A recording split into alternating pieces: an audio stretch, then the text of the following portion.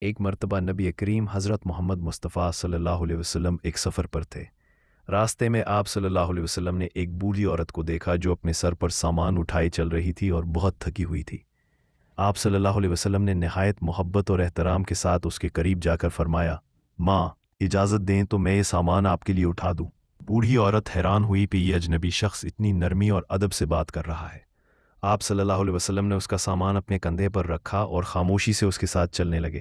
راستے بھر وہ عورت اپنی پریشانیاں بتاتی رہی اور ساتھ ہی کہتی رہی کہ ایک شخص ہے جس کا نام محمد ہے، وہ نئے دین کی دعوت دیتا ہے، لوگ کہتے ہیں کہ وہ خطرناک ہے، تم بھی اس سے دور رہنا۔ لیکن آپ صلی اللہ علیہ وسلم نے نہ کبھی ناراضگی دکھائی نہ کوئی سخت بات کہی۔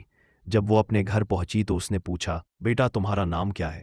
آپ صلی اللہ علیہ وسلم نے مسکرا کر فرمایا، میرا نام محمد ہے۔ بوڑھی عورت کے ہاتھ کانپنے لگے، آنکھوں میں آنسو بھر آئے اور وہ جذبات سے لرزتی ہوئی بولی، اگر یہ محمد ہے تو میں گواہی دیتی ہوں کہ آپ اللہ کے سچے رسول ہیں، کیونکہ اتنی عظمت، اخلاق اور نرم دلی کسی عام انسان میں نہیں۔